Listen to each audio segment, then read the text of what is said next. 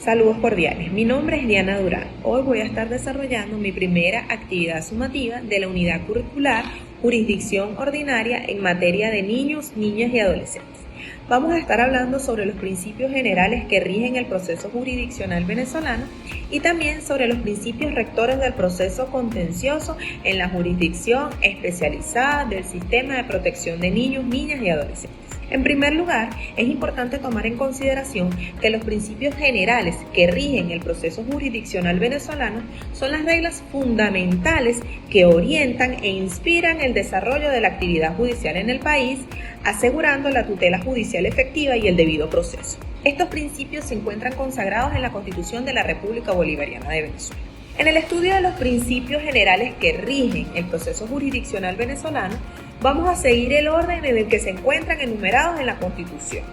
Así que tenemos los siguientes principios tal y como lo dicta la Constitución de la República Bolivariana de Venezuela.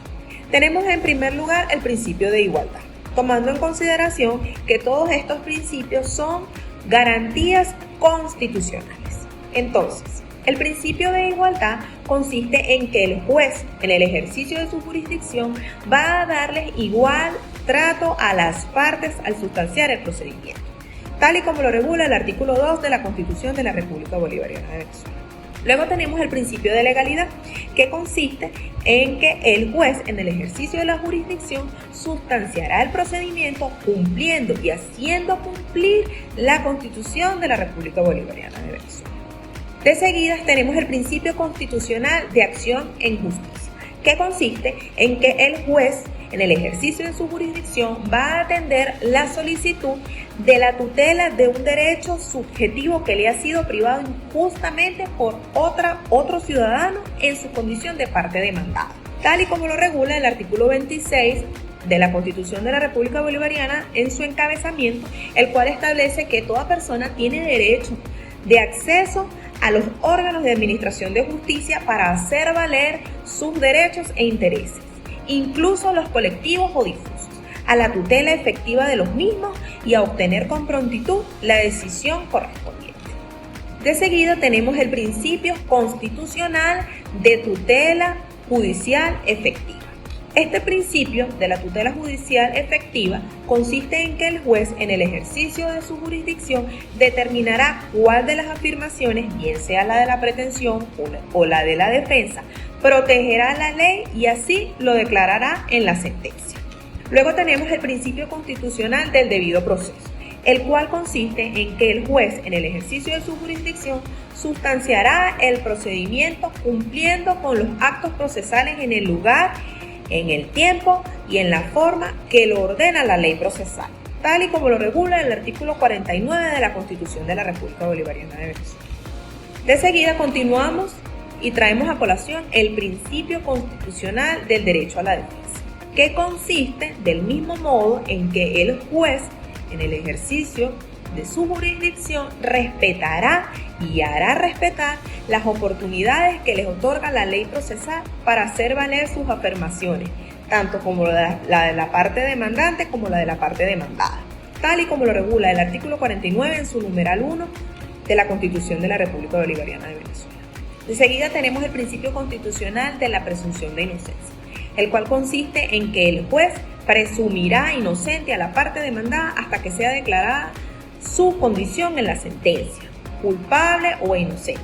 tal y como lo regula el artículo 49, numeral 2 de la Constitución de la República Bolivariana de Venezuela. De seguida, continuamos con el principio constitucional del juez natural, que consiste en que el juez que ejercerá la jurisdicción y por tanto conocerá y solucionará la controversia será el que expresamente ordena la ley procesal,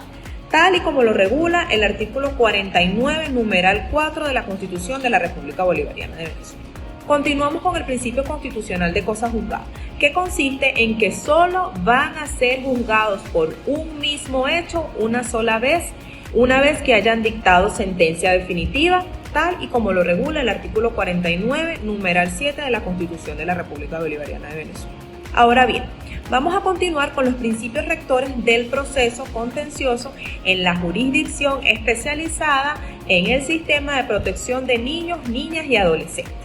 De acuerdo con la Ley Orgánica para la Protección de los Niños, Niñas y Adolescentes, se orientan a garantizar la máxima eficacia de los derechos de los niños, niñas y adolescentes y se encuentran plasmados principalmente en el artículo 450.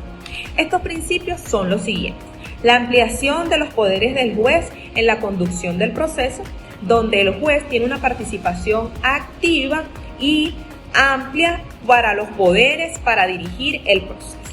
El otro principio consiste en la ausencia de ritualismo procesal,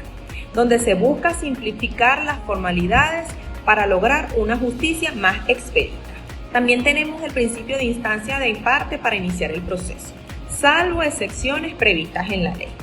Del mismo modo, se constituye dentro de los principios rectores del proceso el principio de gratuidad, donde el acceso a la justicia y las actuaciones judiciales son gratuitas para niñas, niños y adolescentes, quienes además no serán condenados en costas. Continuamos con el principio de oralidad, donde predomina la oralidad sobre la escritura. En cuanto al principio de inmediatez, concentración y celeridad procesal, consiste que estos principios ellos buscan y tienen como propósito que el proceso sea rápido y que el juez tenga contacto directo con las partes y pruebas.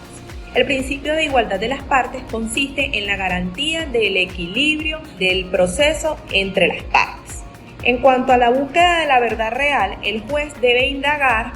y considerar todos los elementos para determinar la verdad material más allá de la verdad formal. Y por último tenemos la amplitud de los medios probatorios, donde se permite la utilización de diversos medios de prueba para lograr la verdad. Finalizando mi primera actividad sumativa, éxitos para todos, me despido, Diana Durán. Saludos.